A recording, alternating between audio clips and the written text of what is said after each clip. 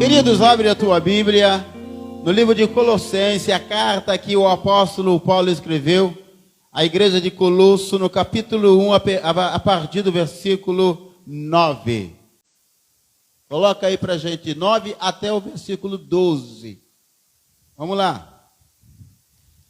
Por esta razão, nós também, desde o dia em que ouvimos, não cessamos de orar por vós e de pedir que sejais cheios do pleno conhecimento da sua vontade, em toda a sabedoria e entendimento espiritual, para que possais andar de maneira digna do Senhor, agradando-lhe em tudo, frutificando em toda boa obra e crescendo no conhecimento de Deus, corroborados com toda fortaleza, segundo o poder da sua glória, para toda a perseverança e longanimidade com gozo, dando graças ao Pai que vos fez idôneos para participar da herança dos santos na luz. Querido Deus, aplique a tua palavra, Senhor, em nossos corações. Fale conosco, Pai. Em nome de Jesus, trate com cada um de nós.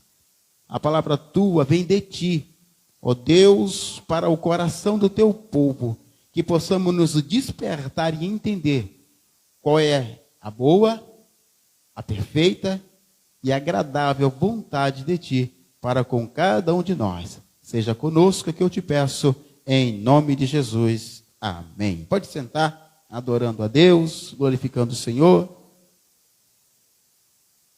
e dando uma salva de palmas para Jesus, bem forte, bem alegre. Aleluia. Louvado seja o nome do Senhor Jesus. O tema da mensagem de hoje é metas do cristão. Não sei se os irmãos já observaram, não sei se os irmãos já analisaram. Acho que sim, porque há tanto tempo que a gente ministra aqui. As nossas ministrações, elas são de motivação para a igreja. São sempre palavras de motivação. Às vezes um pouco mais leve, às vezes um pouco mais dura, mas sempre de motivação. Sempre com a finalidade de restaurar, de procurar levar a você uma palavra na qual possa fazer com que você viva um evangelho melhor. Um evangelho em Cristo, para que você se desperte, entenda que nós não estamos aqui apenas por estar. Nós temos um propósito muito grande de estar aqui, de estar na casa de Deus, de ser crente. Deus tem um propósito muito grande com cada um de nós. Ele não nos chamou à toa. Ele não nos chamou, irmãos, para ficar na prateleira, para que todo mundo veja que você está ali. Não. Deus chamou você, aleluia, para preparar você, para depois enviar você para fazer coisas grandes e maravilhosas. Se nós formos ler as Escrituras Sagradas, eu já falei aqui várias vezes esse versículo, no livro de Tito, no capítulo 2, é isso mesmo. Ele vai dizer assim, que o Senhor subiu no madeiro para separar para ele um povo especial, zeloso e de boas obras. É esse povo que o Senhor separou para ele. Amém? A igreja do Senhor Jesus Cristo, ela é sem ruga, sem mancha, amém? E sem mácula. A igreja do Senhor Jesus Cristo, ela é imaculada. É o povo de Deus. Então você tem um propósito. Você não está à toa aqui na presença de Deus. Você não vem à toa para a igreja. Deus não tirou você lá do pecado e colocou você aqui apenas por colocar, porque achou você bonitinho, achou você muito engraçadinho, achou você legal. Deus não fez isso por conta disso.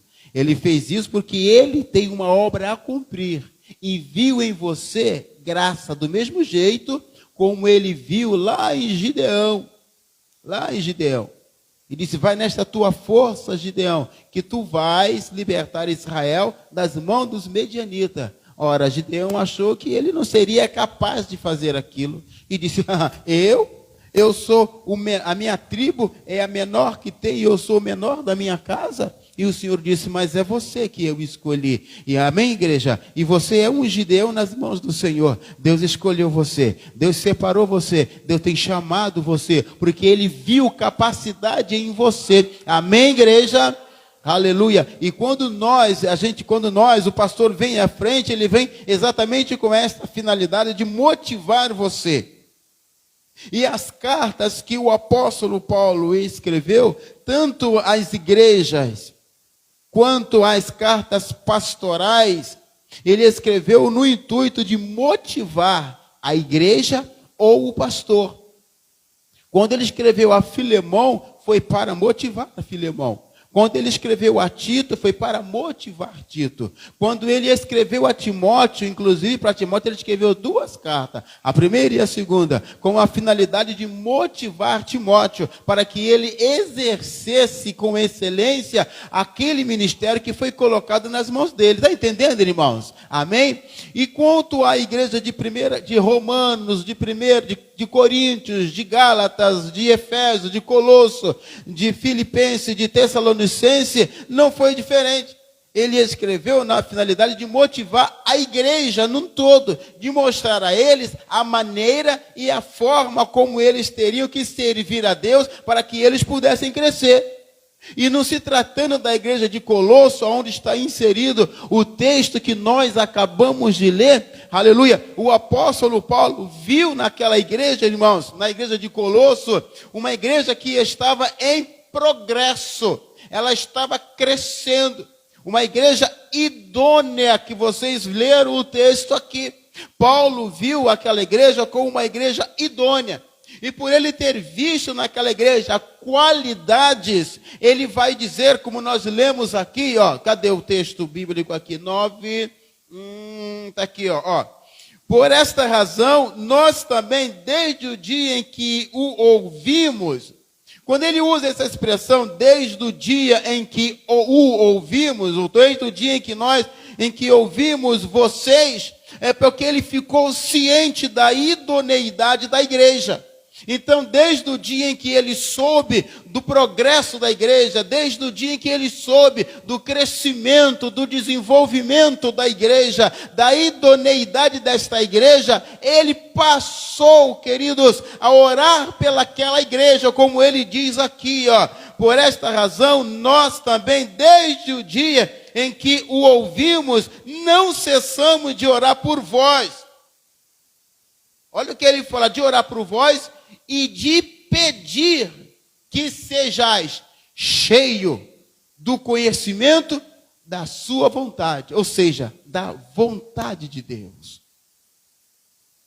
Então, quando Paulo ouviu toda essa idoneidade, ele começa a orar pelaquela igreja, aleluia, com a finalidade de levá-la a cumprir metas,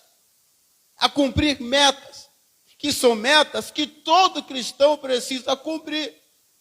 Paulo orou, irmãos, para que aquela igreja pudesse obter, além do que ela já tinha, porque era uma igreja idônea, ela pudesse vir a ter ainda mais a graça, a glória e a presença de Deus. Por isso é que ele orou por esta igreja. Aí você pode me perguntar, mas pastor, quais foram então as bênçãos que o apóstolo queria que a igreja de Colosso obtivesse, a mais do que ela já tinha? Eu vou passar para você 5 pedidos que o apóstolo fez, que seriam metas que a igreja deveria obter ou cumprir. O que ele queria que a igreja tivesse? Primeiro, o pleno conhecimento da vontade de Deus. Ele está dizendo, irmãos, que não é o conhecimento. Ele disse o pleno conhecimento. A gente precisa entender as escrituras. Ele não falou ter o conhecimento. Porque o conhecimento você tem. Você sabe. Você conhece. Mas ele está querendo que a igreja tenha o pleno. É além. É mais do que aquilo que você já tem. Então o apóstolo Paulo queria que a igreja tivesse o pleno conhecimento da vontade de Deus. E qual era a vontade de Deus? Romanos capítulo 12, versículo 2. Coloca aí. Romanos 12, 2. Coloca aí pra gente. Aleluia. Olha o que ele diz ali. Ó. E não vos conformeis a este mundo, mas transformai-vos pela renovação da vossa mente, para que experimenteis qual seja a boa, agradável e perfeita vontade de Deus. Você pode aplaudir a Ele por isso, irmãos? O que o apóstolo Paulo queria que a igreja de Colosso adquirisse era o pleno conhecimento da vontade de Deus. Porque às vezes você sabe que Deus quer que Deus quer coisas boas para você. Você sabe disso. Mas de repente você não tem o pleno conhecimento do que Ele é capaz de fazer na sua vida, fazer por você e através de você. Por isso que ele orava e dizia, para que ele pedia para que a igreja tivesse o pleno conhecimento da vontade do Senhor, da vontade do nosso Deus. O nosso alvo, ele precisa ser este. E qual é, pastor? O nosso alvo tem que ser estar no centro da vontade de Deus. Você está no centro da vontade de Deus? Você está verdadeiramente obedecendo à vontade de Deus? Hein? O que a palavra de Deus nos diz lá em Mateus capítulo 6, versículo 10? O que diz lá? Coloca aí. Todo mundo sabe, todo mundo conhece. Mas quando fala o versículo assim, a gente não lembra não, né? Mas você vai, é isso mesmo. Olha lá. Venha o teu reino e... Por que essa fraqueza? Todo mundo tão fraquinho, tem um pouquinho a gente assim aqui. Vamos lá então. Venha. Solta, irmãos. Vamos lá, todo mundo lá de cá também. Vamos lá. Amém, irmãos? Vamos lá. Vamos ler. Vamos lá. A igreja toda, em nome de Jesus, solta a voz para a glória de Deus. Vamos repreender Satanás. Ele tem que sair em nome de Jesus. Não vai travar a tua língua, não. Não vai atrapalhar você de falar, de ler a palavra de Deus, não. Em nome de Jesus. Vamos lá. 1, 2, 3. Venha o teu reino, seja feita a tua vontade, assim na terra como no céu. Seja feita a vontade de Deus. Será que em tudo está sendo feita a vontade de Deus? Era isso que Paulo queria que a igreja de Colosso entendesse. Eles já estavam na vontade de Deus. Aleluia. Eles já conheciam isto, mas Paulo queria que eles conhecessem de forma plena qual era a boa, agradável e vontade de Deus para a vida deles. Amém? Pode aplaudir ao Senhor por isso, irmãos? Aleluia. Paulo orou para que eles tivessem também uma vida de modo digno para o seu inteiro agrado. Paulo orou para que a igreja de Colosso tivesse uma vida digna para o inteiro agrado de Deus. Olha a oração que Paulo fez. Aleluia, louvado seja o nome do Senhor. Para que possais andar dignamente diante do Senhor, agradando-lhe em tudo. Agradando-lhe em tudo. Aleluia. Irmãos, Deus se agradou do sacrifício de Abel.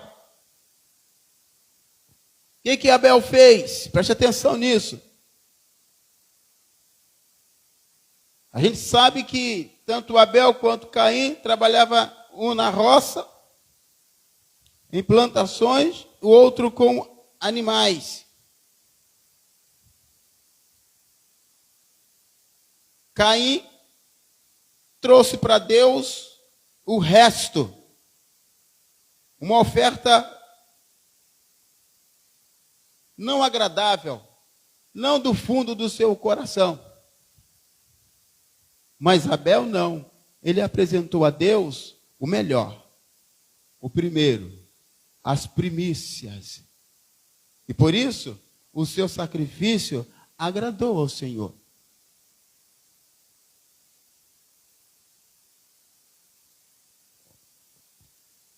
Aleluia. Deus se agradou do sacrifício de Noé.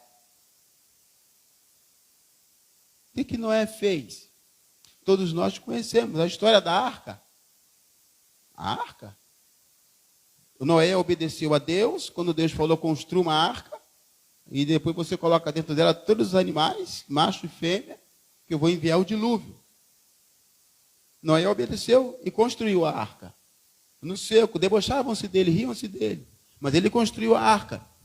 Quando ele terminou a construção, ele colocou todos os animais dentro da arca, fechou a arca por dentro, Deus lacrou a arca por fora e começou a chuva. Começou a chuva. A Bíblia diz que foram 40 dias de chuva. Toda aquela população morreu, sobrou apenas Noé e a sua família. Quando a água baixou, quando a arca baixou, né, dentro da arca tinha todo tipo de animal. Quando a arca baixou, que eles saíram, que pisaram na terra, a primeira coisa que Noé fez, ele ofereceu um sacrifício ao Senhor nosso Deus. E Deus recebeu o sacrifício de Noé. Você pode aplaudir, irmãos, a ele por isso, irmão? Deus recebeu, Deus se agradou do sacrifício de Noé. Ah, porque o dele é maior, porque o dele é mais bonito? Não, irmãos, é a motivação pelo qual você faz a oferta para Deus. Será que Deus vai se agradar, tem se agradado do que você tem apresentado a Ele? Será que Deus tem se agradado do que você tem feito para Ele? Será que o que você tem feito para Ele tem agradado a Deus? É para a gente pensar nisso, irmãos. Aleluia. Louvado seja o nome do Senhor. A palavra de Deus nos diz que é pela fé que nós agradamos ao Senhor. Se você abrir a sua Bíblia no livro de Hebreus, capítulo 11, versículo 6, coloca aí para a gente ler. Olha o que diz lá. Aleluias. Ora, sem fé é impossível agradar a Deus, porque é necessário que aquele que se aproxima de Deus creia que Ele existe e que é galardoador dos que o buscam. Irmãos, nós só agradamos a Deus quando temos fé. Sem fé é impossível agradar a Deus. Deixa eu falar para você uma coisa. A gente não consegue evangelizar se não tiver fé. A gente não vai ganhar uma alma para Jesus se não tivermos fé. A gente não consegue levantar pela manhã para vir à escola bíblica dominical se não tiver fé. A gente não consegue sair de dentro da nossa casa para estar na casa do Senhor se não tiver fé. Porque é impossível que você, com fé, não faça algo que agrade a Deus. É impossível. Porque aquele que tem fé, ele se aproxima de Deus, ele crê, tiraram aí, ele crê que o Senhor existe. Ele crê na existência de Deus. Aleluia. Ele crê e ele sabe que ele vai ser galardoado por Deus, vai ser abençoado por Deus, porque ele tem fé. ainda que ele se esforce, ainda que ele lute, aleluia, mas ele luta através da fé.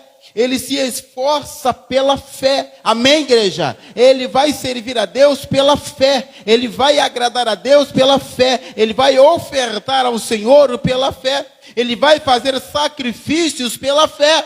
Aleluia. Porque sem fé é impossível agradar ao Senhor. Sem fé é impossível a gente se aproximar de Deus. Irmãos, estamos vivendo um tempo de apostasia.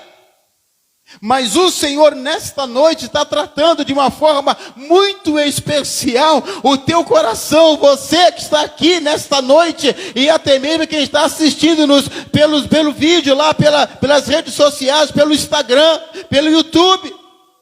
Deus está tratando com você desta forma, de uma maneira muito especial, porque há muitos que estão perdendo a fé, há muitos que estão se afastando. Aleluia, não deixa que isso aconteça com você. A palavra diz, irmãos, uma profecia dada pelo próprio Senhor Jesus, que por se multiplicar a iniquidade, que o amor de muitos se esfriaria. Você vai permitir que esta profecia se cumpra na tua vida? Não deixa não, irmãos.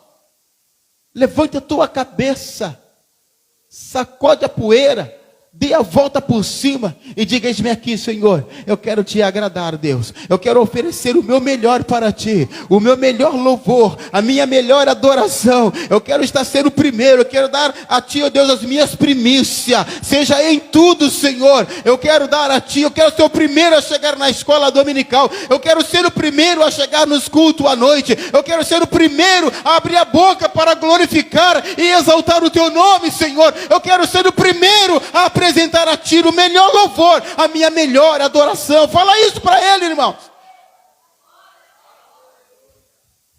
Não deixe essa profecia de apostasia da fé tomar conta de você. Já estamos vivendo esse tempo, mas não precisa ser na minha e nem precisa ser na tua vida. Não precisa. Amém? Vamos em frente aqui. O que o apóstolo Paulo, ele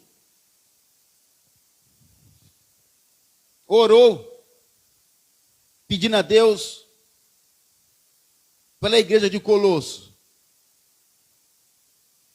Ele orou para que a frutificação daquela igreja fosse com toda boa obra. Tá o que aqui? Frutificando, no versículo 10, parte B. Frutificando em toda boa obra. Frutificando em toda boa obra. Vamos lá então? Mateus capítulo 3, verso 10. São vários versículos que a gente vai ler aqui, ó. Está terminando já. Mateus 3, 10. Ouça e preste bem atenção, amanhã, ó. Como uma esponja suga, receba para o seu bem-estar, para o seu crescimento espiritual, para o seu amadurecimento espiritual. Olha, e já está posto o machado à raiz das árvores. Ó, pois toda árvore que não produz bom fruto é cortada e lançada no fogo. Amém? Por isso que Paulo orou para que a igreja de Colosso desse frutos com toda boa obra. Aleluia. Coloca aí João capítulo 15. Bota aí João 15. Verso 2. João 15, 2. Aí, ó. Toda vara em mim que não dá fruto, ele a corta, e toda vara que dá fruto, ele a limpa, para que dê mais fruto ainda. Pula para o 5 aí. Verso 5. Só o verso 5. Eu sou a videira, e vocês são os ramos. Quem permanece em mim e eu nele, esse dá muito fruto. Porque sem mim, nada podeis fazer. Pula lá para o versículo 16. Pula aí. Ou melhor, para o versículo 8. Verso 8. Diz assim: nisto é glorificado meu Pai, que deis muito fruto. Assim sereis meus discípulos. Se não dá fruto no reino de Deus, não é discípulo de Jesus, é bastardo. Pula para o versículo 16. Verso 16. Vós não me escolhestes a mim, mas eu vos escolhi a vós. E vos designei para que vades e deis frutos, e o vosso fruto permaneça, a fim de que tudo quando pedirdes ao Pai em meu nome, Ele vos conceda. Aleluia. Vamos lá, vou repetir de novo. Não, versículo 16 aí. Não foram vocês que me escolheu, mas fui eu quem escolhi a vocês. E designei vocês para que vocês vão e deem fruto, e o vosso fruto, e os frutos de vocês permaneçam, a fim de que tudo quanto pedirdes ao Pai em meu nome, Ele vos conceda. Amém? Irmãos, você é uma árvore frutífera. Deus chama você como tal. Se não dá fruto, vai ser cortado e lançado fora. Deus está tratando com você. Deus está falando para você. Coloca aí, Salmo capítulo 1, versículo 3. Aliás, coloca o versículo 1. Eu sei de cor, mas eu quero ler aqui com os irmãos. Salmo 1. 1, verso 1.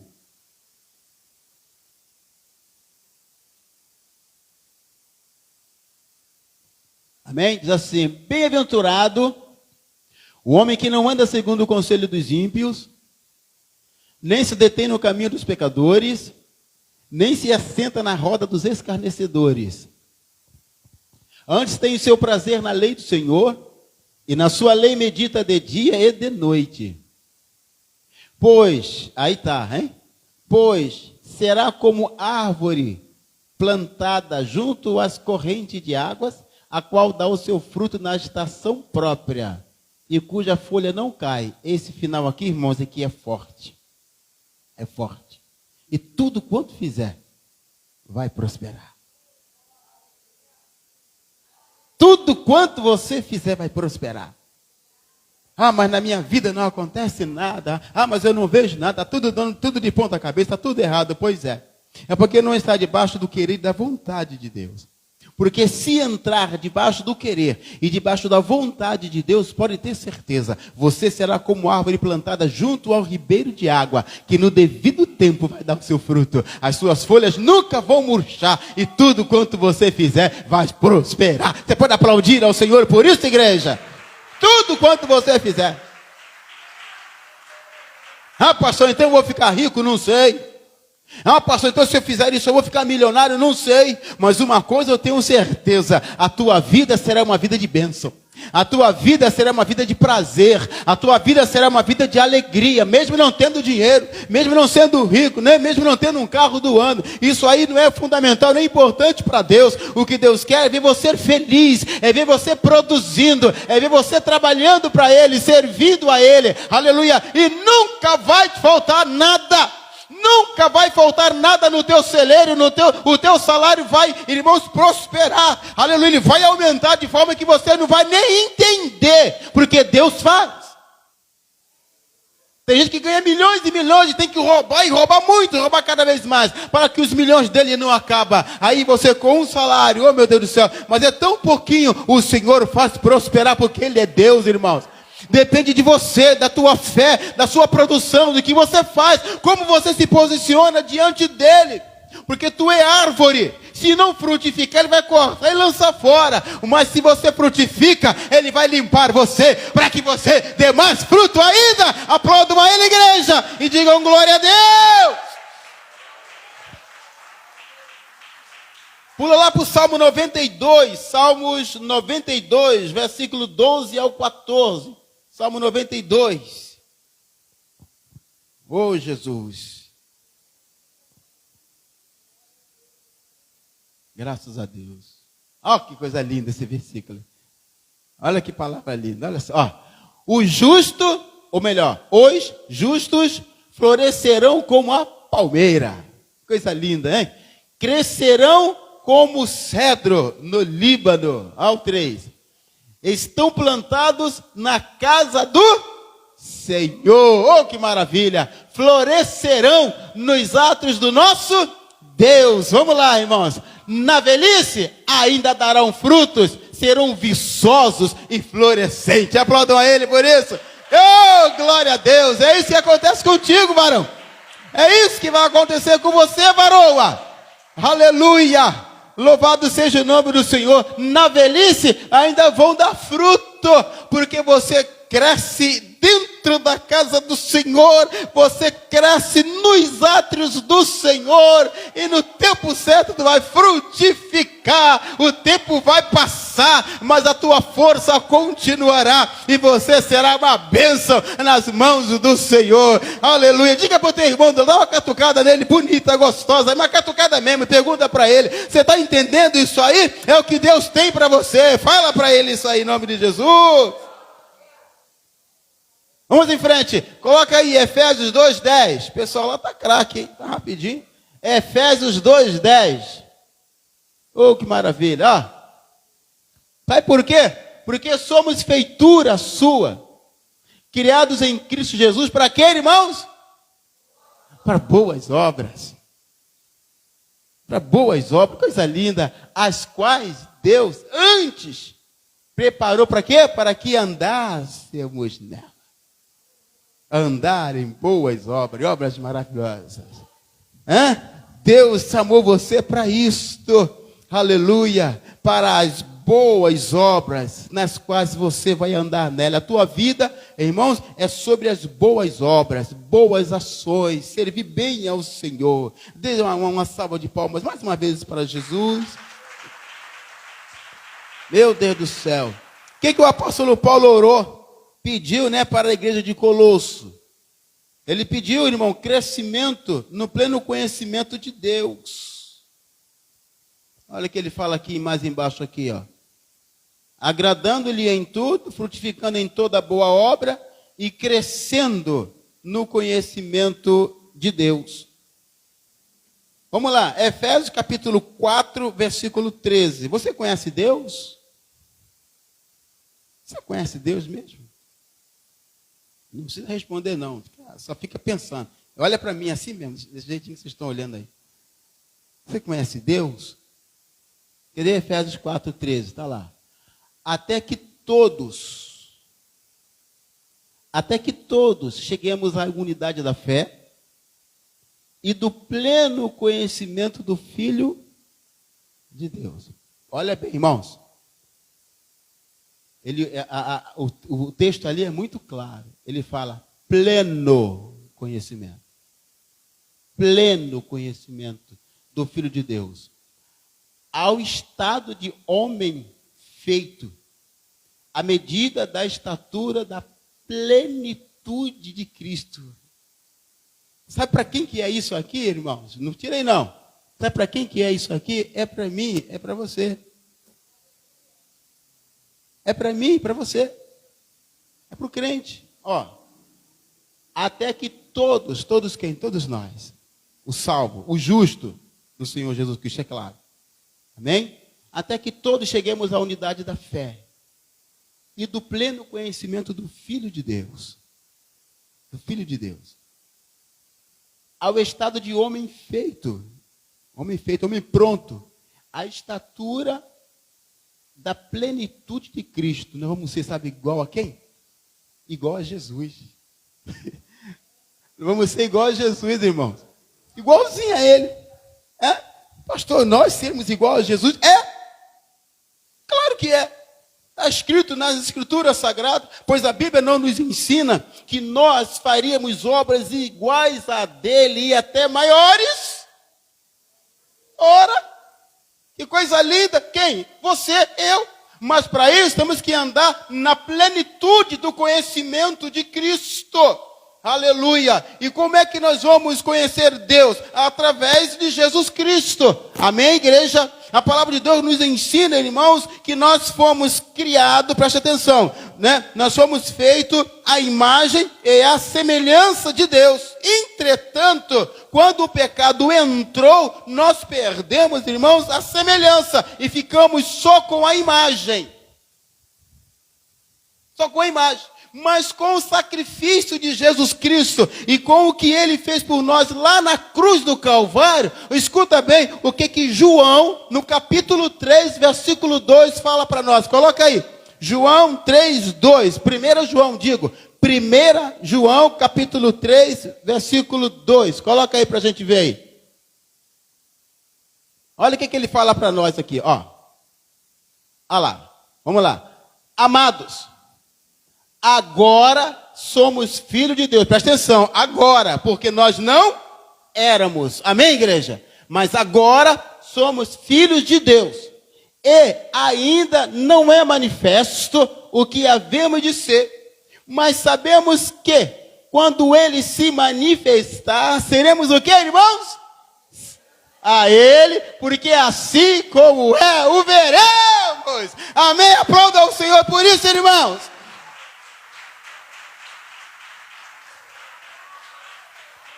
Quando cumprimos a plenitude da estatura de varão perfeito, aleluia, estaremos na eternidade, irmãos. A palavra de Deus diz que quando Cristo foi assunto aos céus, aleluia, ali no livro de Atos vai dizer, irmãos, que Jesus foi subindo e quando chegou em determinada altura, ele recebeu um corpo glorificado. Amém, igreja? Um corpo glorificado e as suas vestes ficou transcendente. A palavra de Deus é muito clara, aleluia, que no período do arrebatamento da igreja, os mortos ressuscitarão primeiro, e nós, o que estivermos vivos, seremos transformados e arrebatados a encontrar com o Senhor nos ares, e vamos receber uma veste gloriosa, igualzinha à do Senhor Jesus Cristo, irmãos. Levante as mãos para o alto e dê um brado de glória.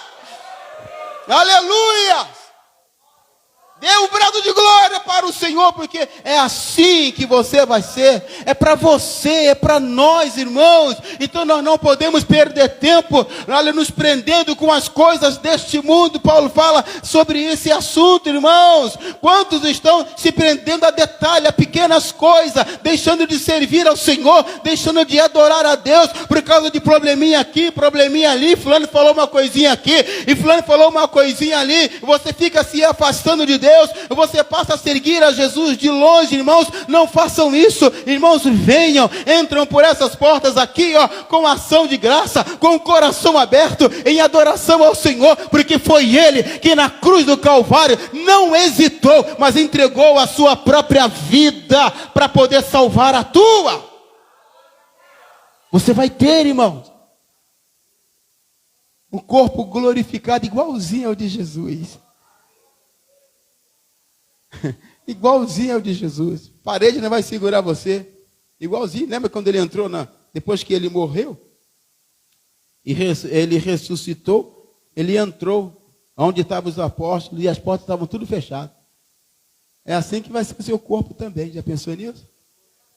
É só você ler depois lá no livro de 1 Tessalonicenses, capítulo 4, a partir do verso 13.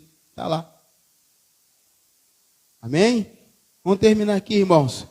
Conhecer a Deus, irmãos, é o mesmo que conhecer a Jesus Cristo. João 14, 9, né? É o que fala para nós. O Senhor fala para quem? Coloca aí, João 14, 9. Fugiu aqui. João 14, 9. Coloca aí. Acho que é para Tomé que ele fala. João 14, 9. Vai lá. Respondeu-lhe Jesus: há tanto tempo que estou convosco que ainda não me conhece? Felipe, para Felipe. Quem viu a mim, viu o Pai. Como dizes tu, mostra-nos o Pai. Amém? Coisa linda. Para terminar, queridos, o último ponto aqui para a gente ir para casa. O apóstolo Paulo orou e pediu fortalecimento para a igreja de Colossos, porém, com todo o poder. Cadê? Está onde aqui? Deixa eu ver. Isso. Aqui, ó.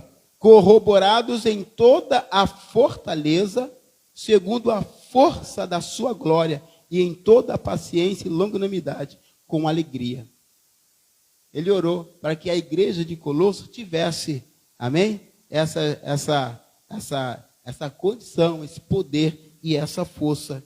Não com poder. Não simplesmente com poder. Aquilo que eu falei para os irmãos. Não simplesmente com conhecimento ou conhecer Deus, mas na plenitude do conhecimento. Não com poder, simplesmente, mas com todo o poder. Todo o poder. Aleluia. O cristão, ele é alguém revestido de poder. Você é um revestido de poder. Tem que ser. Tem que ser. Precisa ser. Se não é, tem que ser. Quem é crente aqui, diga glória a Deus. Não, levante a mão e diga glória a Deus. Cruza o braço, é você que é crente isso. Você tem que ser revestido de poder. Precisa ser. Tem que ser revestido de poder. Irmãos, sem revestimento de poder não tem como suportar as pancadas que a gente toma. Sem revestimento de poder não tem como suportar as pedradas, as mazelas de Satanás que vêm contra nós. Sem revestimento de poder não tem como a gente dar 2 passos sequer na casa de Deus. Tudo é motivo da gente murmurar, tudo é motivo da gente reclamar, tudo é motivo da gente chorar, tudo é motivo da gente retroceder, tudo é motivo para a gente voltar atrás. Ah, eu não quero mais, ah, eu não vou mais, ah, para mim não dá, estou cansado, não é assim que eu pensava que fosse, achei que era diferente, então não quero mais, não vou, porque não tenho um revestimento de poder. Não tem um revestimento de poder. Porque quem tem um revestimento de poder não olha para essas coisas. Quem tem revestimento de poder só olha para quem enviou para ele esse poder. Só olha para o alto, só olha para Jesus Cristo. Não fica olhando para o lado, não fica olhando para o outro, não fica olhando para trás, não fica olhando para o irmão, para você ir bonitinho, se cabelo cortado, se não está, está de roupa assim, está de roupa assada, não fica olhando para isso. Esse olha para Cristo, irmão, quer servir ao Senhor, quer fazer a obra de Deus. Amém, igreja? A igreja é como uma arca, né? Ela está no meio do mar, aleluias. Não tinha como ninguém fugir. Se pular na água, vai morrer afogado. E nós estamos na igreja, que é uma arca em alto mar. Não pule fora. Não pule fora. Já pensou o que Noé, com a sua família, 40 dias dentro de uma arca, com milhares de animais? Cagando lá dentro, mijando lá dentro. Não tinha vaso, irmãos. Não tinha nada disso, irmão. Não tinha como lavar aquele negócio lá. O fedor desgraçado. Elefante. Pessoal, como é que o elefante faz? Deve ser uma lavagem danada. Boi, cavalo, leão, tigre, tudo sujando aquilo tudo. Mas eles estavam lá dentro. Não saiu da arca. Às vezes, a igreja pode até parecer isso, irmãos. O negócio está meio complicado, muito tanto problema, tanta dificuldade. Mas pula fora para ver. Pula fora para ver. Pula para ver. Não é o que o livro de Hebreus escreveu para nós? O justo vive da fé. E se ele recuar, a minha alma não tem prazer nele. Vai recuar, vai recuar, filho? Vai retroceder? Então, querido, olha só, levanta a cabeça, irmãos. Vamos dar as mãos, vamos nos abraçar, vamos nos unir. Amém, igreja? Fica de pé, por favor, em nome de Jesus. Vamos nos unir, vamos fazer a obra do Senhor, vamos ganhar almas para Jesus Cristo, vamos fazer visita. Tanta gente precisando de nós aí, irmãos. Tanta gente sofrendo, entristecida, irmãos, sem direção, e nós temos essa direção. Amém, igreja? Faça isso em nome de Jesus e você vai ver como é que a sua vida vai ser diferente. Você vai sorrir quando ver as pessoas se rendendo aos pés do Senhor, quando ver as pessoas aceitando Jesus como Salvador, quando ver as pessoas entrando por essas portas que você convidou e que você pregou, aquela pessoa para quem você falou do amor de Deus, entrando por essas portas e levantando as mãos cansadas para Jesus. O teu coração vai palpitar e lágrimas vai vir nos teus olhos. Pode ter certeza disso, irmão. É isso que a gente precisa fazer. A obra de Deus precisa ser feita, independente de qualquer coisa que aconteça ou deixa de acontecer. Eu sou de Jesus, eu pertenço a Jesus, a minha vida é de Jesus, a minha vida está escondida em Cristo e ponto final.